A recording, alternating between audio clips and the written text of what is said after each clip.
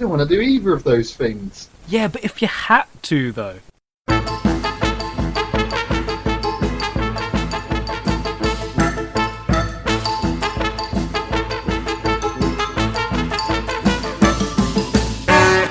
think mainly what we talked about was vampires and overly sexual video games. That was the entire, 3 years of college.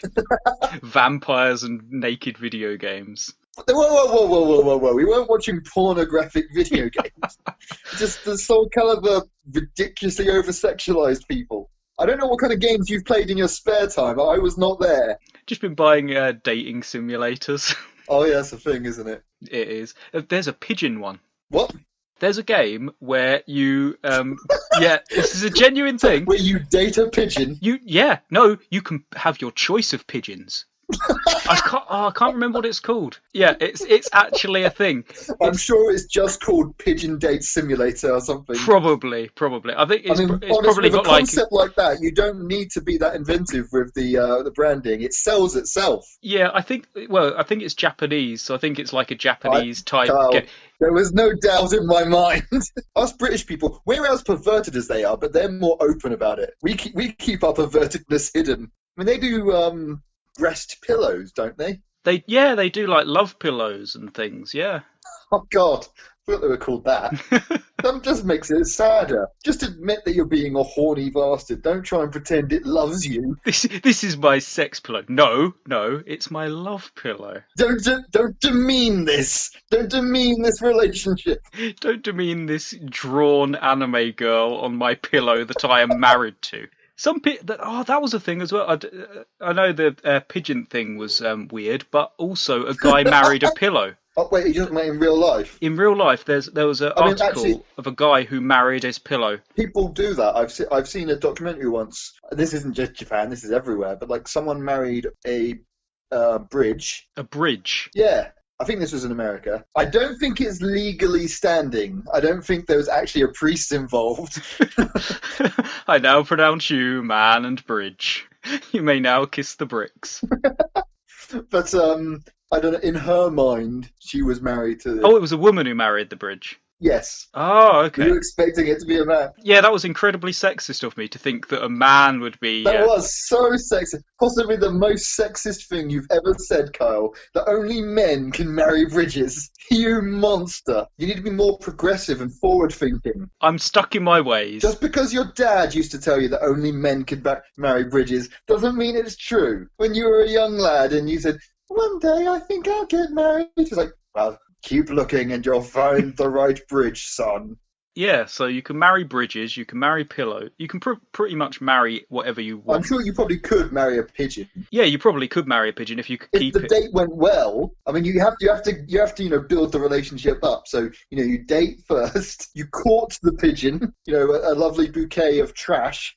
I mean, with an actual living animal, though, surely it's a bit more. It's a bit more questionable because how do you know that they're reciprocating the love?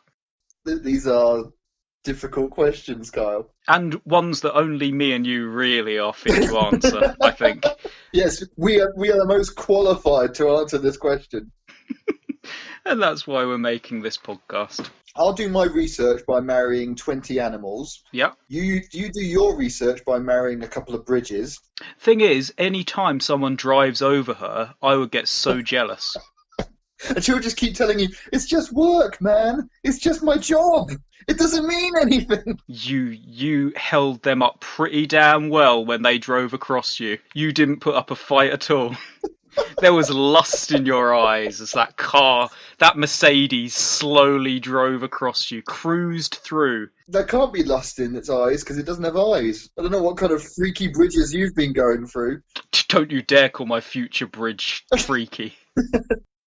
We set the scene. We have a choice. We must decide on the correct answer. I'm Kyle. And I am Nathan. And this is If You Had To, though.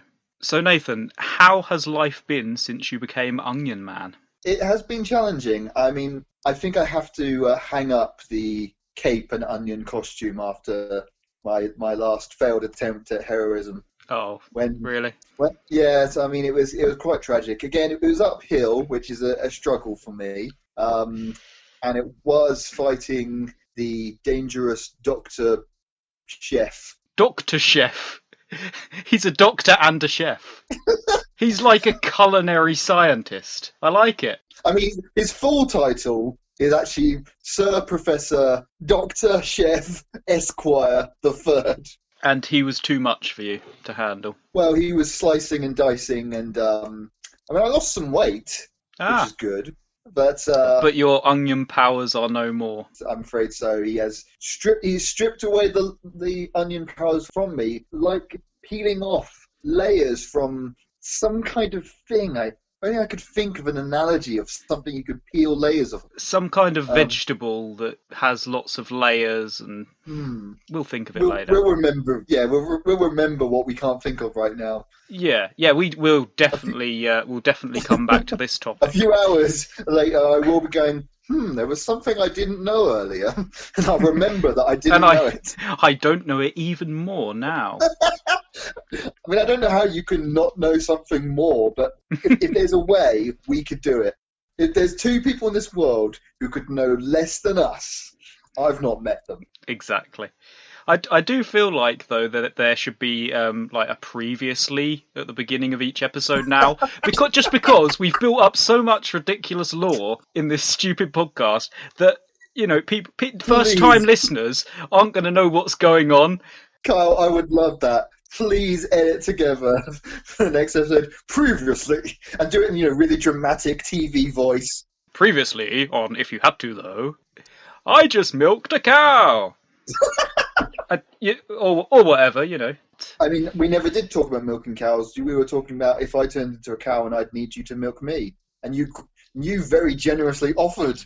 Yeah. Quite very, very willingly, actually. It was kind of suspicious. It was pointed out to me as well that cows are all female. So where did you learn these things? I know. I mean, like after the episode "An Ignorance of Cows," I had to do my research. I had to look into these things. It's always better to do research after we've done a subject. Exactly, and people have forgotten about it and don't care anymore. It's like at school. When I had to do my GCSEs, I deliberately waited until after I did the test to research the questions. That's why I'm still in school. You're still in school? Yeah. I've been held behind 20 years. I mean, I just thought that those pair of shorts and that grey, that grey blazer was just a look. You were trying to be like the lead singer of AC/DC. I mean, I have to admit, sitting in those tiny little chairs in primary school is getting more and more difficult. The chair has been permanently affixed to my arse the past 10 years. Yeah, so you can just sit down anywhere. I mean, that's a great invention, really. That is true. That is the advantage. I recommend having a chair stuck up your arse. It's done wonders for me. Think about it. Anywhere you go, bridge, say, you're tired halfway through walking across, you can sit. There's context for this. You don't know this, but Carl is desperately in love with bridges and, just thinks they're the most sexy thing in the world. You didn't see his eyes light up when he said bridges for sale. Bridges for sale?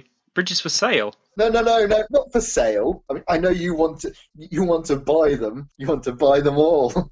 Yeah, it's like I'm like the Pokemon trainer of bridges. Got to buy them all.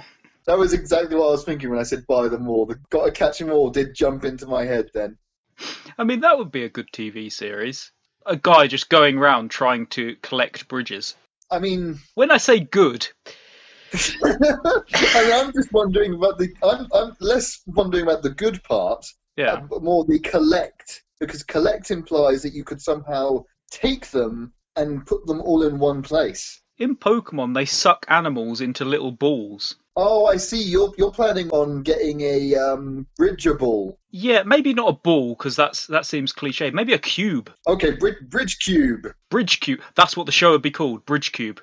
Godzillion dollar idea. I mean, we really should be writing down these brilliant ideas we've been coming up with, Carl, because so far we've come up with at least 20 gazillion worth ideas that would revolutionise the history of all mankind. But unfortunately, we've forgotten all about them. And it's not like we've been recording all of these and we can go back and listen to them. There's no way for us to know all the genius ideas we've come up with. If we had been sort of documenting and recording our inane conversations, then maybe there would be a way, but unfortunately... It was not meant to be.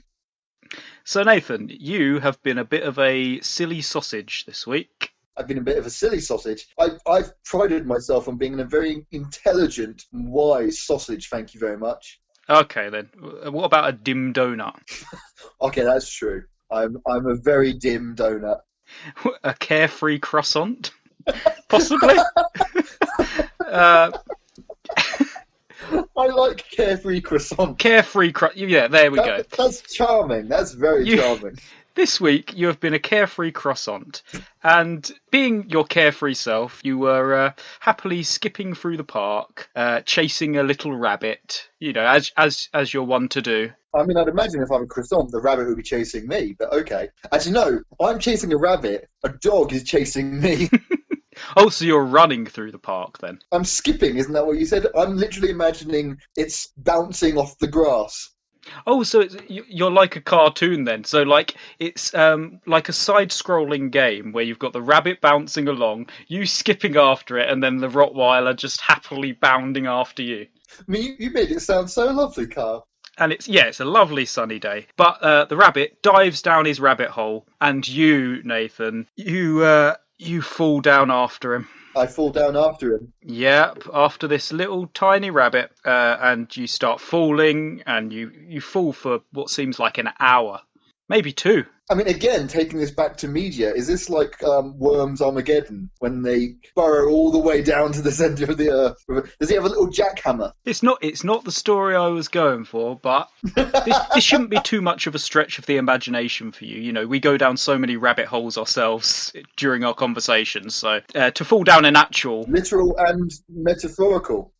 Now, yeah, we're doing both now. We're just covering all bases. I'm actually recording this podcast from a rabbit hole I fell down. Completely unrelated to this story that you're talking about. But last week I fell down another rabbit hole, which is the story you're telling me about. I mean, I don't know why you're telling me the story of what I did last week, but I fell on my head and forgot. So, yeah, you land in the most magical underground burrow that you've ever seen in your life. I mean, I've seen a lot of magical underground burrows, but this one was the most magical underground burrow of all the ones I've ever seen. Makes the last magical underground burrow I saw look like shit. I gotta tell you, those magical little imps and fairies can just fuck off. Because this one was golden. Because what you see in front of you is the most magical item you can think of. A table. I have to admit that wasn't the first thing that popped to mind, but now that you say it, yes, tables are magical. I mean, how do they stand up? I mean, they don't have legs, or wait, they do. Dun, dun, dun! The twist in the tale. So on the table is the little rabbit, obviously, but now he's wearing a waist jacket and has a monocle and a timepiece. He wasn't wearing all of this before. He was a naked rabbit. He was just a naked rabbit. Like. I mean, that's why I was chasing him, obviously. You like the naked rabbits. But he also has on the table 2 magic potions. You don't know that they're magic potions, or maybe you do. Maybe you've got a sixth sense for these things. I mean, what do they look like? They're just little bottles? Little bottles, one's pink, one's green. Okay, so I might think they're fizzy pops. But if you read the labels, one of them says grow me, and one of them says shrink me. Is there a third bottle that says tease me, please me? Any way you want me. And right in front of you, the only way, because obviously it's 2 hours upwards, you're not getting back out through the rabbit hole. Directly in front of you are 2 exit doors. Oh, so I've fallen down, but there's doors that lead out. Yeah, they lead to a staircase that goes up. So the first door is absolutely gigantic, and there's no way you'll be able to reach the handle. The second door is very small, and there's no way you'll be able to fit through. You calling me fat? I'm saying that this door is gnome-sized. So yeah, the rabbit smirks at you, and he says, "What would a rabbit's voice sound like?" God, I'm really struggling to think right now. I was about to say Rupert Bear, but he's a bear. Rupert Bear, the famous rabbit. I mean, that would be a brilliant cartoon, actually. Naming a rabbit or some other animal a bear. Oh God, oh, I'm going to hate myself for not remembering this now. The classic rabbit cartoon from when we were kids. That's obviously based off a book. I'm forgetting everything about it right now. Bugs Bunny. Yes, that's clearly what I was talking about. Bugs Bunny, based off the classic literature. That's why you were chasing him. You're Elmer Fudd. Are you calling me short and fat? Exactly. I was going to complain about you calling me bald, but I'm looking at the picture of myself right now, and yeah, there's more head than there is hair. Just to give the audience a beautiful picture of how I look, the shine gleaming off my skull. So the rabbit says, "Ha ha! I've tricked you, my friend." Wow, this rabbit sounds like a witch. He might be a witch. You don't know. Oh yeah, that's true. I shouldn't assume the rabbit's. Rabbits can be witches. He's wearing a waistcoat and a monocle. I'm sure he could be a witch. And he's got magic potions. I've never heard more sound logic in my entire life. You are trapped in my special underground cave. And the only way out is by drinking one of these magic potions. This one will make you grow very big, and you can go out this door. And this one will make you grow very small, and you can go out this door. Choose. I really thought you were going to have a maniacal laugh. Mwahaha. Oh, it's not a long maniacal laugh. He's a dignified, restrained character. Yeah, he takes out the Sunday Times and starts reading, so you've got time to decide. He took off his monocle, wiped it clean, put it back on. Yeah, he breathed on it. Got one of those little handkerchiefs you keep in his upper waistcoat pocket. Yeah, made sure it was gleaming before he put it back in. And, there's no real chance that you can ever be normal size again. I mean, the third option, obviously, is that you stay in the hole with the maniacal rabbit and... I was thinking about the ramifications here. These aren't temporary potions. No. These are, for the rest of my life, I will be this size. You will be either a giant man or you will be a gnome-sized man. Yeah. That's what I was wondering about as well. Scale here. So when you say giant, how big? Yeah, so think of a garden gnome for the shrink me. You'd be about the size of a garden gnome. And for the grow me, I would say you would definitely be taller than probably everyone on the planet. Not all put together on top of each other's shoulders. No, Nathan, that would be insane. We would reach the moon. That's how we can build a ladder to the moon. If everyone climbs on everyone else's shoulders. Another genius idea. Human ladder to the moon. Oh, we're wasted on this podcast. That definitely sounds like a 60s song. Oh, let's all get on the human... No, that was a nursery rhyme. Let's all get on the human ladder and go to the moon. I know, that's why I stopped myself, because I was not going in a direction I meant to. Before I can start singing like a 60s person, I need to do a bunch of psychedelic drugs. Which, again, might amaze our listeners that we've not been on drugs this whole time. This is us completely sober. So if you took the Grow Me potion, you would probably reach about the size of a normal house. I'm glad you said normal house because, I obviously live in a mansion on my own little private island that reaches up. Basically, it's a mansion that reaches up to the moon, actually. So when you were talking about the human ladder, I was like, no, I don't want them to do that. I don't want those peasants reaching up here. To where you vacation every weekend.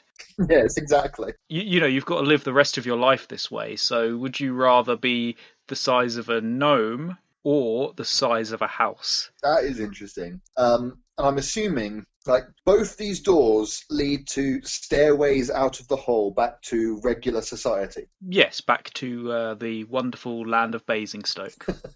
Magical land. The magical land, or Orphan City, I think, as we named it last week. I mean, that's what the name of the city was legally changed to a week after I moved here for completely unrelated reasons. It's just now populated with nothing but orphans. And somehow they're all Victorian street urchin orphans. It's like they've all just exploded from a Charles Dickens novel or something. But we're not talking about, how my city has definitely changed for the better. Because, as we all know, orphans make everything better. Yeah. That's my old family motto. That's why both my parents committed suicide as soon as I was born. Anyway. Are you trying to recover from my incredibly dark backstory that I just gave myself? I keep trying to put you back on the rails, but you just keep flying right off them. Don't talk about the rails, Carl. That's how they went. That's where they went. Oh, I feel really bad for that one. That was a very dark backstory to give myself. And like we've been saying, that this is continuity based. I can't change this now. Everything we say. I mean, I'm married to about 10 bridges by this point in the episode. And you've divorced a bee lady. Whatever happened to... are you still in Frankenstein Monster's body? I guess I must be. We can't change these things. But then after you became Frankenstein's Monster's body, you melted your body in a horrible tanning accident, and now you look like a ghost girl. Oh yeah, I forgot about that. I do have the visage of a ghost girl. I definitely want you to do a previously on, just so we can line up all of the events and have them somehow all form one narrative. That would be amazing. That's what I mean. I don't think anyone listening to this for the first time would even like if they just discover this podcast and think, oh, I'll just give the newest episode a listen to see what's going on. They would be so lost. I just realised we haven't been at the beginning of this. Is like probably like podcast etiquette 101. But we should have, in the first introduction, explained what the concept of the podcast is. Yes, I forgot to do that. Let's do that. I mean, right, everyone at home, remember where we were with this story. Because it's very important. We don't want to forget any details and have this start not making any sense. Exactly. So Nathan's either going to be a gnome or a house. Right. Yeah. So the premise of the show is that we create scenarios for each other, resulting in 2 possible outcomes. We'll discuss each outcome's pros and cons and decide definitively on the correct answer.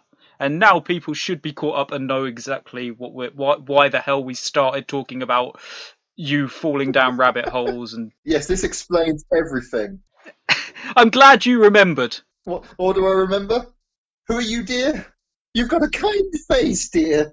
Kind face, I'm the girl from The Ring. I'm partially sighted. So yeah, thinking about living your life, which would you prefer to be? Very small or very tall? I mean, that is quite tricky, actually. If it's going to be forever and ever, I don't know, because if I'm suddenly house-sized, I can't fit inside my house. I can fit inside my island retreat mansion house, but the ordinary house I live in, when I try and get down to the peasant level, like when kings go out and disguise themselves as peasants, I like to do that every single day for my entire life. That's why I live in a single studio flat and why I barely have any possessions. I pretend to be desperately poor. It's all a ruse. You're a minimalist, that's what it is. Exactly. So yeah, you wouldn't be able to fit in there. But as a gnome-sized person, that place would be gargantuan. It would. So I would feel like I'm living in a mansion. Yes, but it would be hard to reach. You'd have to get specially made sofas. And I would have to break into my flat to get into it in the first place because my landlord didn't install gnome doors for some reason. Very behind the times. I mean, they're meant to maintain these properties and make sure they're accessible to all walks of life, from giant, monstrous creatures the size of houses to tiny little people the size of gnomes. Yeah, but they don't. That's Britain for you in this day and age. No room for giants anymore. BFG can just fucking go. Is that your stance? That sounded like it was coming from you more than just a general statement. No, I like the BFG. He's so nice. Oh, he's backtracking now. I see. I'm like a politician. I'm pretending not to hate all giants. No. When I said all giants are scum coming to this country stealing our jobs, I actually meant they're valued and I love them. What do you think would be more attractive to a potential mate? I mean, it depends on the type of mate. If I'm a giant, then I'd be very attractive to giraffes. Whereas if I'm a gnome, I'd be very attractive to Labradors. Possibly. I mean, I'd still look like me, wouldn't I? I wouldn't suddenly, if I was a gnome size, I wouldn't have a big white beard and be walking around with a fishing rod. Not unless you wanted to. I mean, you could potentially, if that's the look you want to go for. I have to live up to the my new lifestyle, my new image. I mean, for one thing, I'll suddenly be a tiny little naked person because will my clothes grow with me? Of course not. If you grow really tall, they're all just going to burst off you like the Incredible Hulk. Oh, so you're saying I will be? I'd either be a gnome-sized naked person or a giant naked person, like from Attack on Titan. Yes, you are the monster from Attack on Titan. Like, you will walk out of the giant door into Basingstoke and people will run from you. That's my general reaction. People's general reaction to me. I mean, you can go and buy tiny clothes, like a doll's clothes, or Yeah, but I'd have to go to the place to buy the clothes naked. you would, yes. I mean, you could steal I would a have to walk in to a toy shop and ask if I can buy the clothes that they put on the little dolls. yes. I mean, you could steal a blanket from a clothesline. Yeah, using a pair of scissors, I cut together my own clothes, which is how I create my little pointy hat, and I fashion a tiny little fishing rod. I live, the full gnome lifestyle. If I'm gonna be gnome sized, I have to live the lifestyle. You don't need to conform to gnomish standards. You can be your own gnome. If you think about food, though, you're a gnome, you don't have to eat as much. A chicken leg will be a massive meal for you. But if you were a really tall guy with like one chicken leg, that would be, I don't know, like having a Smartie. And I'm assuming when you say I'm going to be huge, I wouldn't just be a really tall guy, I'd be a giant. All my proportions would grow, not just I'd suddenly become taller. Not just your legs. Yeah, I just look like a man on a giant pair of stilts. Yes. Yeah, no, that's definitely not the case here. But no, a much more sensible thing is that I'm suddenly a giant. Yes. So after I've stolen 20 people's clothes from washing lines and fashioned together a giant toga for myself, I'm just trying to think how I would live my life. Obviously, I would not be able to fit into my flat. I'd probably have to. I'm the size of a normal-sized house, you say? You're the size of a normal-sized house. I mean, no one's going to mess with you anymore. You mean I won't get bullied anymore? You won't get bullied anymore. When I go to school. When you go to school and they steal your lunch money and your sandwiches. I mean, wow. I was already a bit big for the class. Now I've ripped the roof off of the school and I'm just sitting outside listening to the teacher. Yeah, you're just wearing the roof like a hat. See, you have the pointy hat as the gnome, but you also have a roof pointy hat as a giant. If I was a giant, I'd have a roof hat like all giants are known to have. Yeah, exactly, the roof hat. Classic giants, always wearing roofs as hats. I mean, we could probably make some money if we started selling roof hats to giants. It's a bit of a tight market though. The giants just don't buy in bulk like they used to. These damn millennial giants destroying the giant hat industry. Not like in my day. So anyway, you're stalling. I really am. So yeah, this is the rest of my life. So as a gnome, I would have to basically get a tiny little saw and cut a tiny door out of my door to get into my flat. Climb up my kitchen table, climb into the cupboards, and my God, if I had to cooking, I would have to be standing on the kitchen counter next to the hob, physically holding the pan next to the. I've got an electric cooker rather than a gas fire, thank God, but still. Yeah, I mean, it's still going to be pretty dangerous. This is putting something in the oven, that would be a very complicated process. Like Mario, I have to jump up, pull it down, jump in, jump up to the dial, turn it on, push the thing in, jump out of the oven.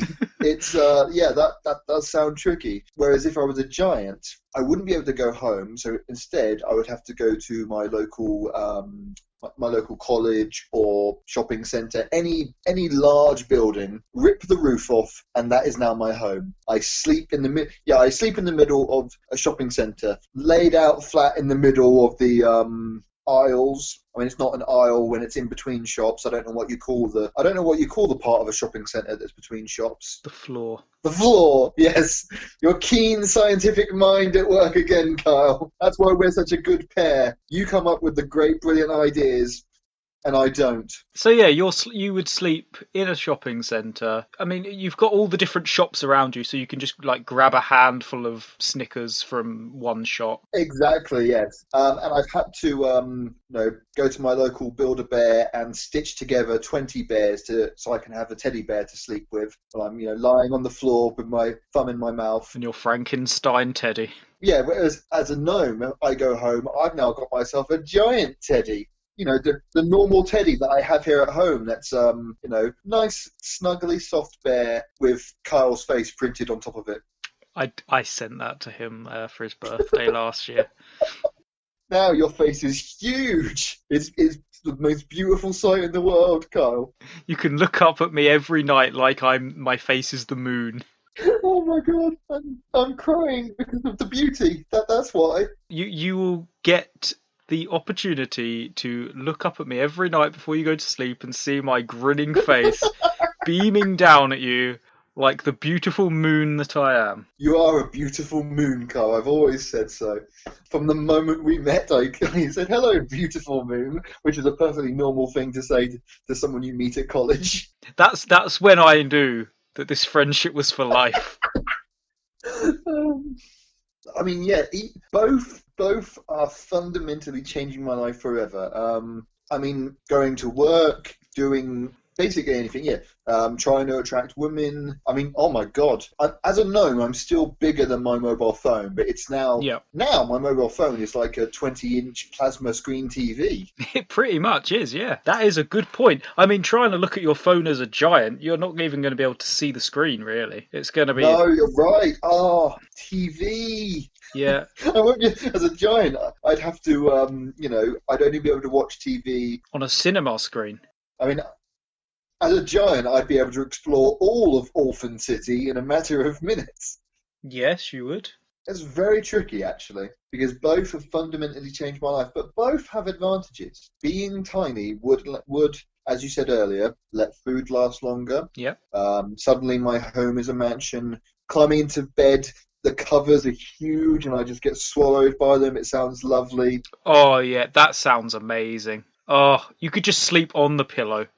Whereas as a giant, I can go anywhere I want, do anything I want. No one's going to stop me. And I mean, actually, yeah, no, I could travel. I could travel across the whole country. Just a quick jog to Scotland. Jog across the sea and go anywhere. Yes, that's how it works. I'm as big as a building. That's tall enough to walk through the ocean, right? The ocean doesn't go any deeper than the size of a building. I don't know. Maybe when you get to the deep end. Oh, yeah, you're right. I mean, I start off at the shallow end of the ocean. Yeah, exactly, at the beach. But I could use a couple of boats as like life preservers.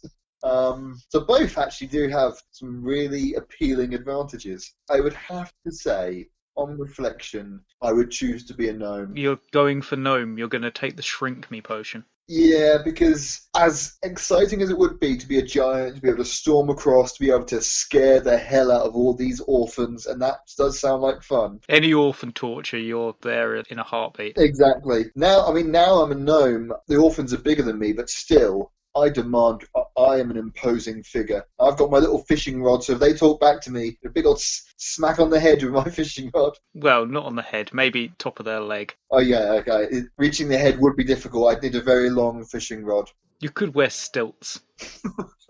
I'll build myself some stilts. I mean, I will build myself a human ladder, Kyle. Just chop down some orphans, use their legs. Orphans are great resources. I've always said so.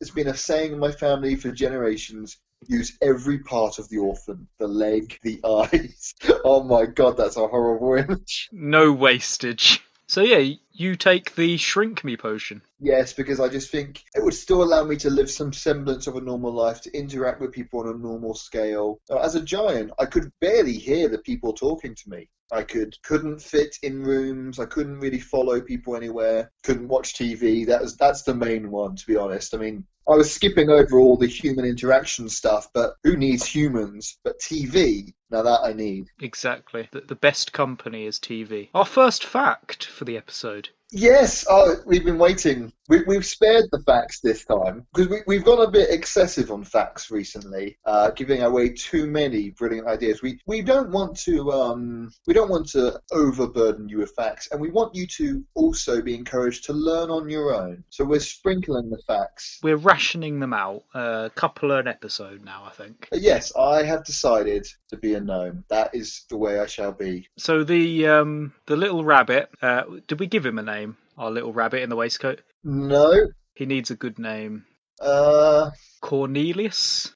Cornelius Whiskers. Cornelius Whiskers looks up at you. I have to try and remember the voice now. I mean, now he's looking down at me. Oh, you mean before I take the potion? No, you take the potion, you shrink down, and he turns to you and Cornelius Whiskers says, "Aha! So you have taken the shrink me potion." But now, to prove this arrogant little rabbit a lesson, now I'm basically the same size as the rabbit, just slightly bigger actually, I think, and known as slightly definitely bigger than the rabbit. So I can ride the rabbit like a horse into battle with my little fishing rod, shouting charge at the orphans. You start whipping this poor Cornelius Whiskers whilst jumping on his back, and he rides you off through the little door and back into Basingstoke. It's like it's not bad enough whipping an animal to ride it. This is an intelligent talking animal that I'm still riding and using for labour. To be fair, he did trick you into falling down a hole. To be fairer, I was chasing him. That is true, actually. So the moral, I mean, this is another fact. The moral of the story is I am completely in the wrong. That is always a fact. Nathan has basically turned this rabbit into his little sidekick that does his bidding. That's a kinder word. But it still means the exact same thing, but we're using euphemisms. My unpaid intern. Your adopted rabbit's son.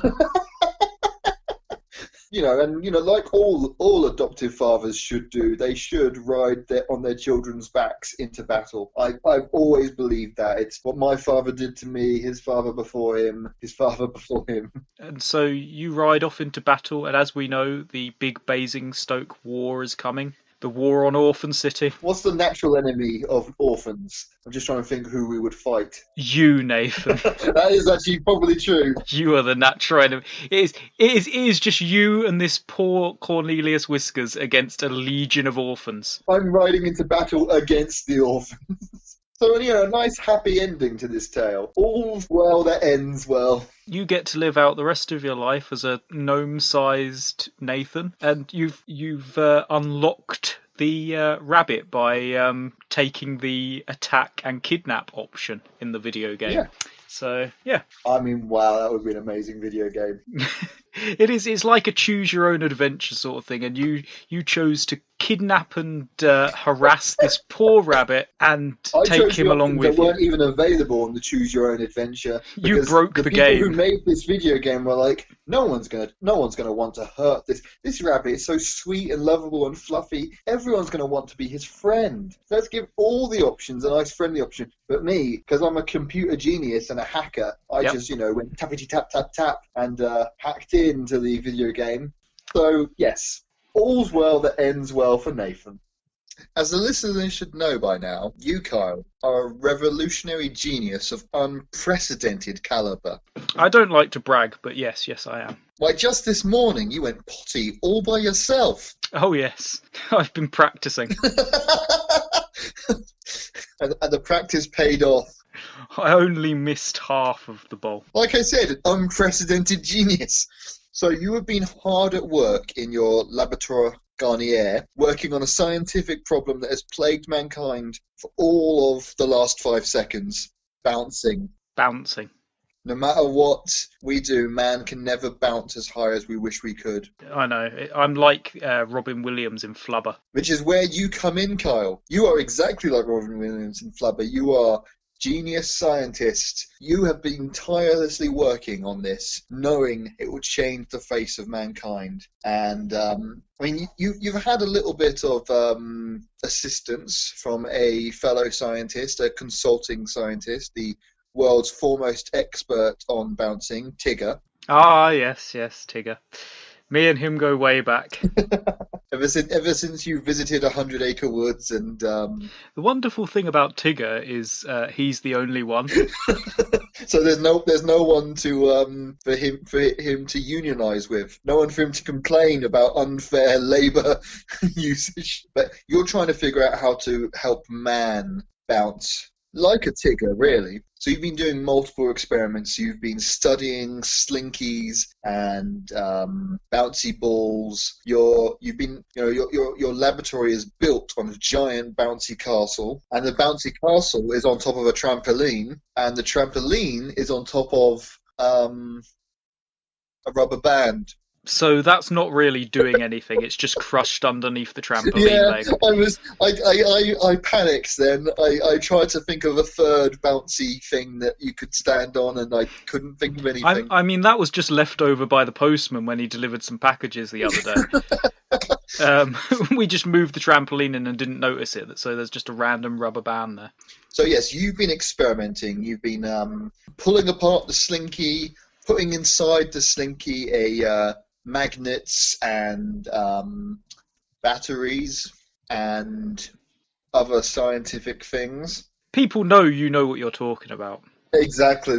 They can hear it in my voice. I mean, much certainty, so much. I can't take all the credit, Kyle. You are the genius here. You're the one that explained it to me. You know, when you told me about your revolutionary breakthrough in the technology of bouncing, I burst into tears because I knew how much it would affect this world, especially me as a gnome. This would allow me to reach high shelves without climbing on, and it would allow me to cook somehow without standing on a kitchen table. I'd have to bounce constantly while cooking, but that's no real challenge. Yes, so you recently had an amazing breakthrough. You were bouncing on the trampoline with the slinky, with Tigger, and all the classic things, when suddenly you bounced so high and so fast. You want to know what happened to you, Carl? I mean, obviously you know what happened because you were there. Oh, I know, but I love it when you tell this story. So please. You, Kyle, you bounced through time, space, and the fourth dimension. You bounced right past one, two, and three dimensions. I bounced to the fourth dimension. Well, you bounced into the fourth dimension, not bounced the dimension. You know, the dimension isn't like a bouncy ball. Or maybe it is. Again, prove us wrong, YouTube. New theory. The universe is just a bouncy ball. Can anyone disprove that? I'd like to hear a scientist who can. Anyway, you have bounced through time, space, and the fourth dimension, and you see yourself falling towards one of two alien worlds. Oh, interesting. As a scientist, you've been studying the universe. You obviously know what's in these alien worlds before you fall into them. You have a choice of which way to fall by using the shut up. And one world is a world populated by super advanced intelligent donkeys. Okay. And they find you fascinating, Carl, which, I mean, everyone should. You are fascinating. And they probe and prod and point and squeeze and gawk and giggle and laugh at you. I'm not even there yet. This is what they're going to do to you. You know this. You've been studying the Donconians' culture for a long time. So they've got the same scientific mind I have. Indeed. Because of course, if one of these advanced donkeys, came to my laboratory, the first thing I would do is prod and poke and dissect and marry and marinade. You've got to, haven't you? You've got to try. If you got an alien species, you would have to see. Like the human race will eat anything. So if an alien came down, we would have to try it just to see what it was like. Tastes just like chicken.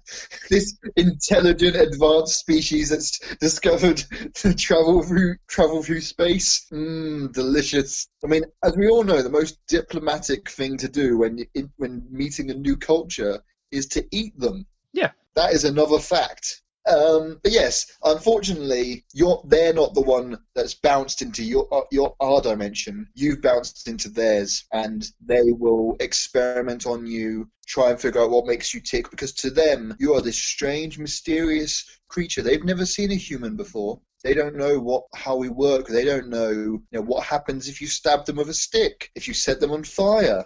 What happens? Yeah, I don't like the sound of these donkeys, so I'm going to turn my attention to the other planet, I think. Okay, so the other planet, it's all one beautiful tropical island. Oh, it sounds much better already. Yep. Calming blue seas. Oh, I think I've warm already. sunshine. Yeah, I think I've already decided. But yeah, carry on. Somehow there's no one playing any musical instruments, but somehow there's always Hawaiian music playing in the background. Paradise. And it is populated by an incredibly kind, polite, sophisticated species that will embrace you and take care of you and form a lasting friendship with you. And they're all a bunch of walking, talking butts. Walking, talking butts. They're basically two butt cheeks on a pair of legs with tiny little arms and a couple of eyes sticking out the top. Oh my, what, like on stalks? Yes. Like a snail's eyes? Exactly, like snail's eyes. Oh, and wow. They talk through the butts. So every time they open their mouths, so to say, to speak, I mean, it's like when you talk to someone with bad breath, but quite a bit more pungent than that. And imagine if they sneeze. Yeah, you don't want to be anywhere near them when they sneeze. See, I thought you were giving me, two options. One really bad and then one really nice. Yeah, because that's the name of the game, isn't it, Carl? I mean, that's what usually happens, right? Give each other incredibly easy, obvious options. Yeah. How long have I got to decide this? Because I'm falling towards these planets. You are. I mean, you really only have a matter of seconds, but, as you're a genius, you can calculate the uncalculable in a nanoseconds. Obviously, you already know what's on these planets, and the Donkonians are a deeply scientific-minded culture who examine and study everything in rigorous detail. They will study you and dissect you and figure out every single part of you. I mean, you've seen it. You've seen when other alien worlds have visited, when you watch them through your giant telescope that sees into other dimensions. I didn't mention that you had that. Oh, that was just another thing I invented in my spare time. That's old news. Yeah. You discovered how to look into other dimensions, but then you were like, this isn't going to help anyone. What the world really needs is bouncing. So you know that they're deeply minded, scientific based, and you know from previous experience of watching them that when aliens visit, it doesn't always go well. And they know I'm coming towards them. They see me. They're looking at me through a telescope. They see you in their telescope, exactly. As all scientifically minded people use giant telescopes to study other planets and galaxies. But so you know that they will study you and take you apart piece by piece, but keep you alive, keep your brain and eyes in a jar, and they'll keep talking to you. I don't like the idea of not having a body. Whereas you know that the Arsanians are the sophisticated, enriched culture of philosophists and philosophers. There's a difference somehow. And poets and artists, and it is a beautiful world filled with music and joy. But they just happen to all be arses. They just happen to all be arses. And so you know that if you go there, you will have incredibly deep, enriched conversations. You will discover new things about yourself and just have brilliant company, play charades. It would be amazing. But they are all arses, and every time they talk to you, they have to open up their arses to talk to you. So what you're saying really is my choice is I've got to either go to a place where I know that donkeys are going to dissect me and completely annihilate me, or have to put up with the stench and just the horrible sight of these arse-faced alien people with eye stalks for probably the rest of my life. I assume there's no way of getting back. It's the classic either or scenario. We've all heard it. Alien scientist donkey or arseface.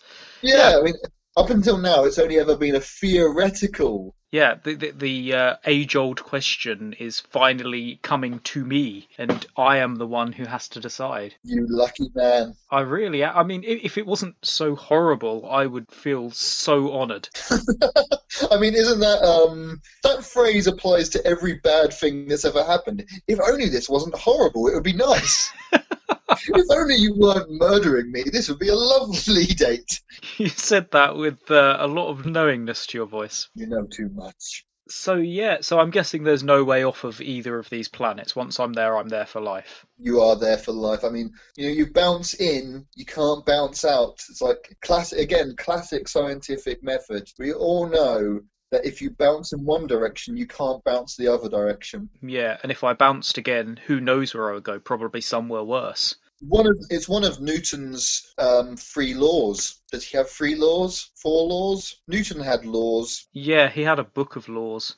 Yeah, Judge Newton. As he was known to his friends. Yes, as he just issued commandments to all of his friends. He was a real buzzkill, I've got to say. Thou shalt not smoke. I think you're confusing Newton with God. Thou shalt not smoke. Thou shalt not steal. Thou shalt not play music too loud while I'm trying to sleep. I mean, those are Newton's 25 laws, as we all know. As every scholar knows. We're going to find out after we finish this podcast that it's not Newton, it's some other scientist who I've forgotten the name of. We never get anything wrong, so there's no worry about that.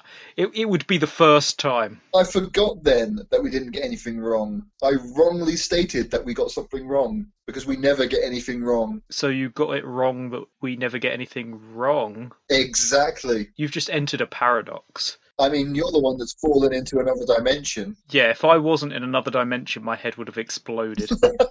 Yeah, I think I'm still leaning towards Arse Planet. You're still leaning towards those arses. Yeah, I mean, at least on the Arse Planet, I could wear a nose peg, I could stuff something up my nose, and I could, keep as much distance from these arse people as possible. Whereas on the Donkey Planet, it doesn't seem like I get a choice what happens to me. They are going to attack and dissect and experiment on me no matter what. That is true. So you've come to your decision, have you? As much as it pains me to say this, I think I'm going to have to go and live on the island of arses. that classic literature novel. Dr. Moreau's Island of Arses. That was it. That classic 50s TV show. So you have decided to live your life accompanied by arses. It doesn't change much from my everyday... Living in Britain, it doesn't change much.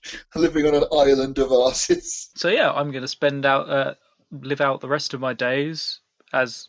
I mean, I guess I'll still be a scientist. I'll still work on my various projects, just in a closed-off room on my own. I mean, I didn't mention that the Arsonians, the Arsenites, are devout religious extremists, and they hate science in all its forms. Ah. They love philosophy and poetry and art.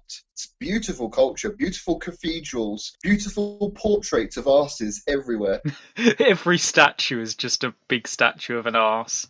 Ah, a giant carved marble arse. Do they have animals? And are they little mini arses? Or are they just the arses of animals, like a dog's arse? Or they are the arses of animals, yeah. It's a little dog's arse. With a little tongue sticking through the crack. Same with the Arsonians themselves. They open up their arse faces and they've got a tongue and they've got teeth. They also have the other parts of an arse. So they, the food they make, they basically make it already broken down, just goop right into their arse mouths. I mean, where do they go to the toilet? Where does it come out from? I mean, that That is one of life's greatest mysteries, I'm sure. that is part of what you're going to discover, Carl. As a scientist, you've always wanted to know the answer to life's greatest mysteries. I'm going to have to be a secret scientist if they hate scientists. I will be an undercover scientist.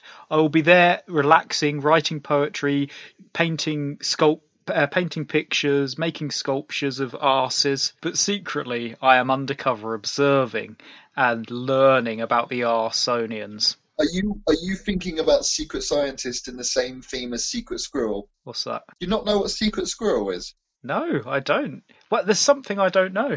But we know everything, Carl. It's another paradox. We're only safe from this paradox because you're in the fourth dimension. I gotta say, this Skype call is going quite well from the fourth dimension and the arsed planet. Yeah, well, it's using my scientific knowledge. I was able to create this magical Skype So call. you have come to your decision. You will live out the rest of your life surrounded by arses. Yes. So yeah, I'll live out the rest of my life living on Arse Island, and you, Nathan. I am a tiny little gnome. I don't think I'd want to be on Arse Island myself because I'd be very, very small, surrounded by giant arses. That would be quite scary. Yeah, I think the toxicity rate would be quite high on Arse Island, and you would be quite low to the ground. So But that is true, actually, that because every single person on the planet is a walking arse, and their breath stinks. There is a basic ozone layer cloud. there's a very small amount of oxygen, so I don't know how long I'm going to last. You're walking around with a snorkel. I'm going to try, by the next episode, I'm going to try and have made a machine to get me back there. But if I'm dead by then, I apologise, and someone else will have to take over from me. I mean, I'll clearly have to talk to one of the arses. He'll be my new friend. They're brilliant conversationalists, Kyle. They love to speak to you, and you have to look at them while they're talking to you. They find it incredibly rude if you don't look right at them as they're talking to you. Is it a faux pas not to look directly at them? It is. It's a cultural faux pas. At least on the part of Arsonia that you've landed on. You know, there's different parts, different cultures. Let's not be racist and assume all arses are the same. Exactly. No, there's freckly arses, spotty arses, hairy arses. They're all the different continents. Smooth, silky, shiny arses. I do like those. So this has been If You Had To, though. I've been Kyle. And I have been Nathan. And if you want to find us, I am Kyle M. Bennett. That's Kyle_M_Bennett on Twitter. I am now N Wozniak Art, which is N for Nathan, and WOZNIAK, and then Art, which is ART. So that's N Wozniak Art. Follow our Patreon page and listen to our podcasts. If this is the first one you've listened to, then go back and listen to the others, and this will make a hell of a lot more sense. Yeah. Oh yeah, definitely. If you listen to the first one, I mean, it's just lays the groundwork. It's not nonsensical nonsense at all. No way, no. Every episode is built into to form this cohesive narrative that has run throughout all the episodes, and it's just a great story, really, I think. The moral of the story is exploit orphans. Mm-hmm. Let women drown. I think you said in the last episode, or possibly the one before that, fuck all trees. Oh yeah, I come out hard against trees. And so I'm gonna go marry a bridge. Oh yes, I did mention that Carl is in love with bridges, and You did.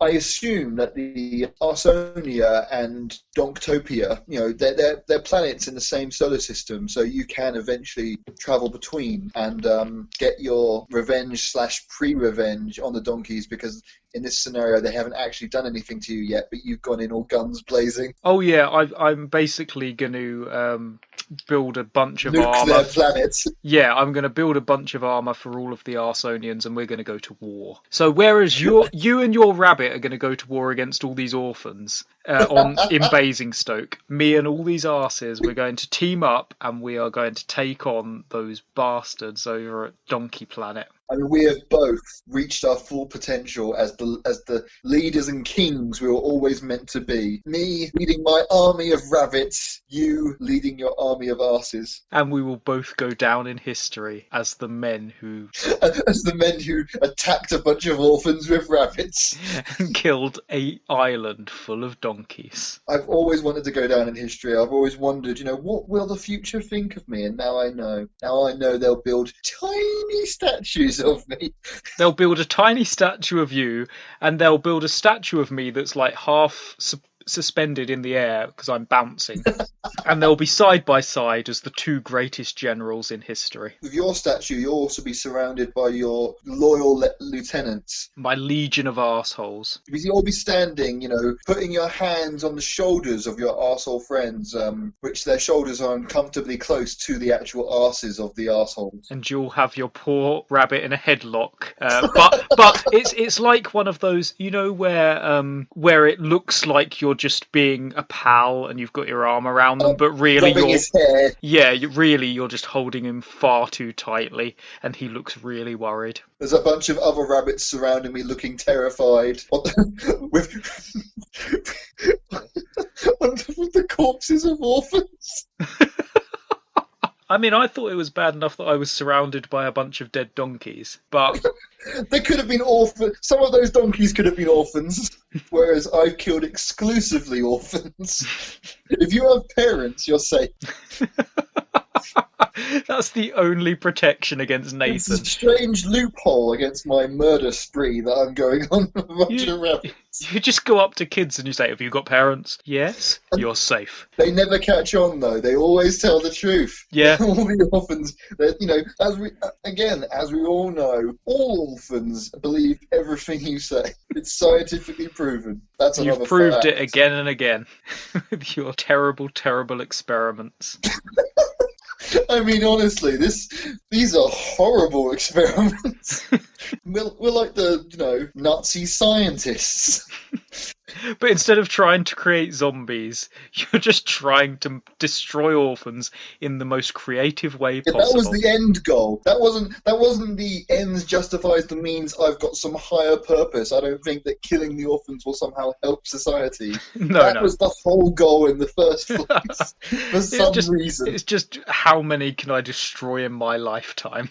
It's a bet. That's what it was. I made a bet with you that I couldn't kill 20 million orphans by the time I'm 50, and you made a bet that you could invent the best bounce technology in the universe. And I did that, so at least I can die happy. But you've still got a few orphans to go, so you better get cracking. I've got a lot of work to do. Yep. But I think we both can feel proud after a hard day's work. When you kick back, put your shoes up on the orphan that you're using as a table. Honestly, orphan's bigger than me at this point. It's a giant table.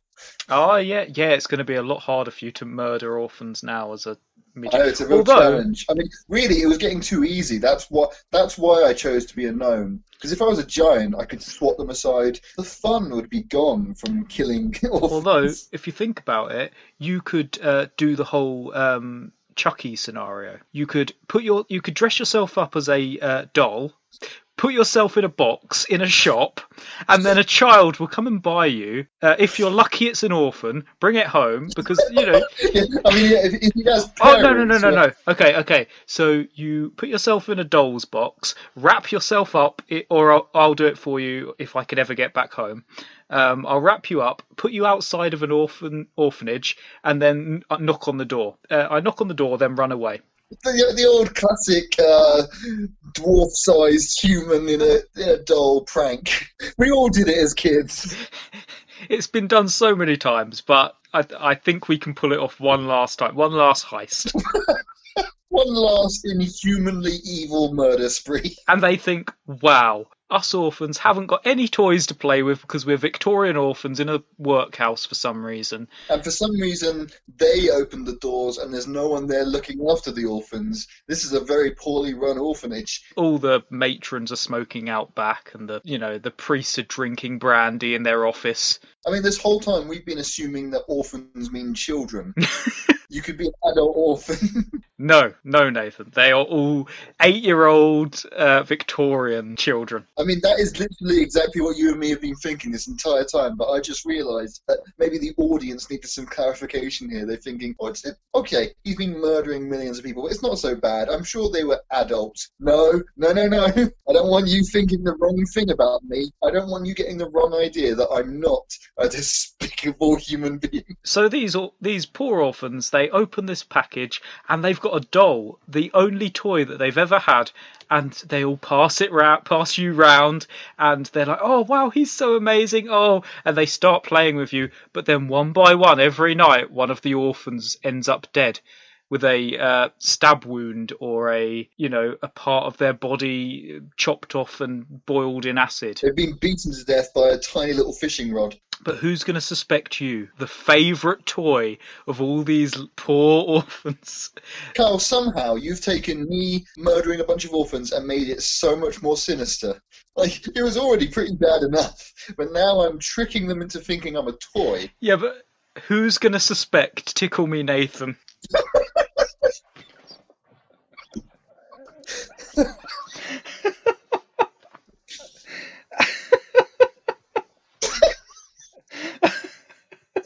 Oh, Jesus.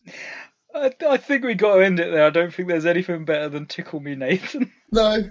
This has been If You Had To, though. I've been Kyle again. And I've been Tiny Little Nathan. I've been Tickle Me Nathan. Tickle Me.